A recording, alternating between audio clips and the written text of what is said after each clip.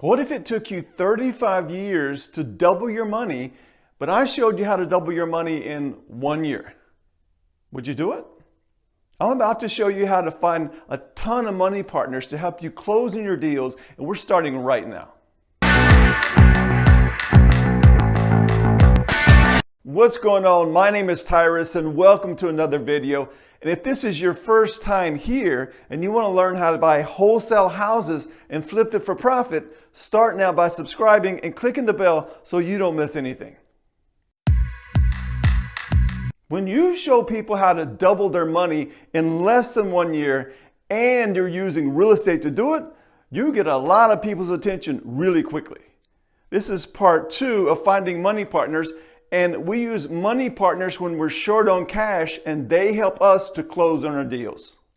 You're about to learn who these people are, where to find them, and what to say to them when you do find them. And if you need money partners to help you close on your deals, leave me a comment below and I'll point you in the right direction. All right, let's get started. So we have 2 objectives. The first is compare your 112% ROI to the money partner's current investments, and then also compare the weaknesses of their current investments to the strengths of your opportunity. So we have 2 different types of investors, the risk taker and the conservative investor. The risk taker, as we talked about, they're willing to take more risk for a greater return. As opposed to the conservative investor, this person is more interested in protecting their principal. At all costs, protect the principal. So let's look at the weakness. Start there. The weakness of this risk taker's current investments. So basically, a risk taker, one of the things that they look at is they invest in stocks. They invest in stocks, precious metals, and other things, but the stock market is very attractive to the risk taker. So if you think about a stock, there's a very real possibility that a stock could collapse. So when you invest in the stock market, it can actually collapse. And actually, that happened to me. I bought a stock one time and I bought it at $100 a share, and it went up to $150 and I was feeling all great and everything. And then it took a nosedive and it went down and down and down and it hit 10. Actually, it went below $10 a share. And that was about a year and a half, but it started at 100, 150, and then below 100. And what they did actually is a reverse stock split. They actually took shares of stock from me, and I'm like, how in the world can they do that? But they did. They got away with it.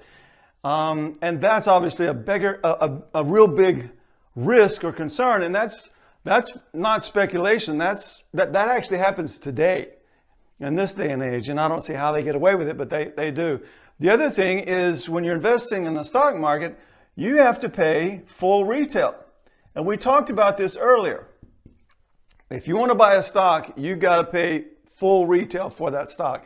I mean, you could wait around and wait for it to come down and down, but generally speaking, it continues to go up or it goes down. It's kind of, there's always a risk that it's going to go down, but generally when you buy that stock, you have to pay full retail for it.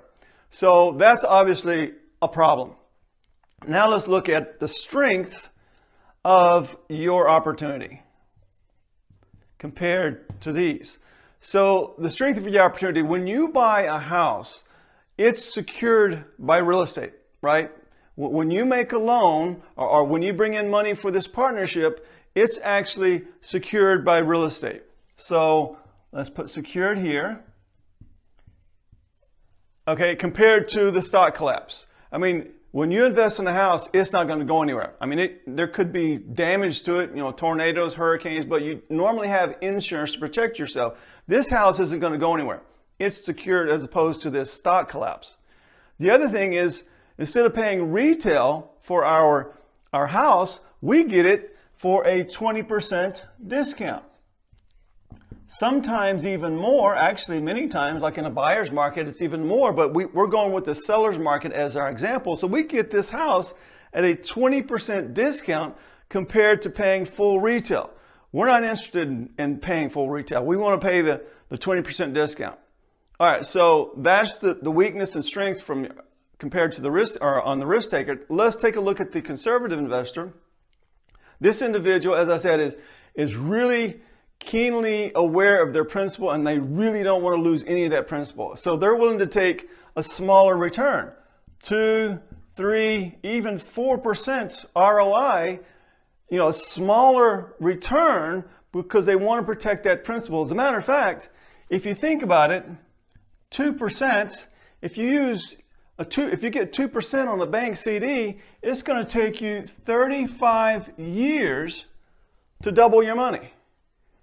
35 years as opposed to less than 1 year, and we make over 100%, 112% ROI on one deal. So who in the world wants to wait 35 years to double your money? I mean, that's crazy, right? So one deal, we double our money in less than a year. So there's really no comparison there. I mean, the other thing is they're protected here.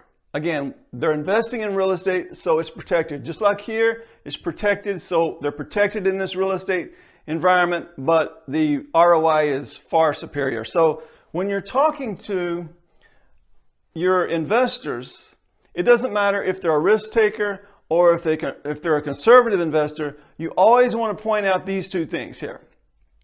Okay, point out the strengths and the weaknesses, but especially focus on the strengths of your opportunity. All right, so the other thing is when you've explained this to them, you need to turn to the money partner and say, hey, are you currently making 112% ROI on all of your investments? And then wait for the answer. I mean, you really need to see this in her own words. Okay, so make sure that you don't answer this question for her or him, but wait for the answer. So are you currently making 112% ROI on all of your investments? And wait. And when she answers, she's going to say something like, well, of course not. Who does that? That's when you explain your opportunity. You show her your current deals, your current wholesale deals that you're working on, include the ARV, the purchase price, the profit potential, and how you're going to split the profit up, this projected profit.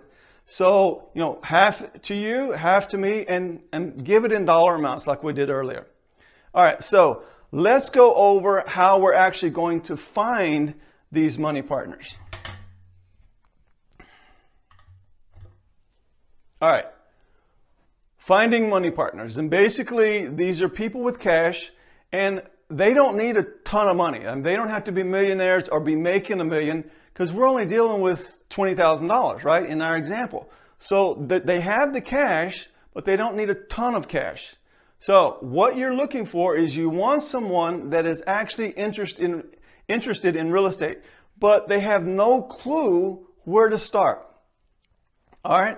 So your value add, what you bring to the table is you know where to find wholesale deals. All right. Plus, you know how to attract the private lenders. Private lenders. So this is your expertise. These right here, you know exactly where to find the wholesale deals, and you know how to attract the private lenders to fund those wholesale deals. All right, so the partner characteristics. They need to be interested in real estate. The other thing is they need to be honest, right? I mean, this is going to be a partner, so it's someone that you trust, like, and trust. This person needs to be honest. And they need a good job. Now, when I say good job, basically that's just a full-time job. Full-time job, preferably a professional, but they don't have to be making a ton of money, just a full-time job. Here's 5 examples. Managers, accountants, nurses, engineers, software developers, and notice I got ... It goes on and on and on. In other words, I didn't put in there plumbers, electricians, small business owners, restaurateurs. There's a lot of people that fall into this category. The main thing is they have a full-time job. The other thing is many of these managers, they work 50, 60 hours a week, sometimes more. Same with the nurses, especially the hospital nurses. They work 12-hour shifts. So they really don't have time to go and do the real estate. I mean, they come home, they get off work, they get a bite to eat, they hopefully take a shower, they go to sleep, go to eat, go to bed, and rinse and repeat the next day. So they don't really have time for these deals. They don't have time to go and look. They don't have time to find the buyers. That's where you step in. That's where you bring your expertise in. All right, so how long on the job? Usually, I would say at least 5 years. 5 years or more to be on the job, because what happens is when they work for someone else, when they work for a company, they have 401ks, they have IRAs, and these retirement funds they can actually use in real estate. And they don't quite realize that.